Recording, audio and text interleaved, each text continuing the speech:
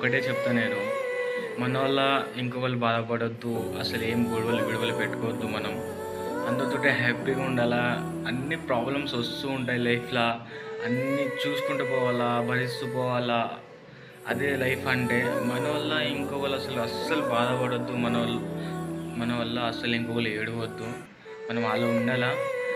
మనం పోయినాక మనకు గుర్తొచ్చి వాళ్ళే ఏడవాలి.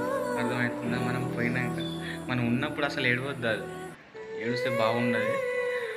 సో అందరితోటి మంచిగా ఉండరు. డబ్బు డబ్బు డబ్బు అంటారు కానీ డబ్బు ఏం శాశ్వతం కాదు.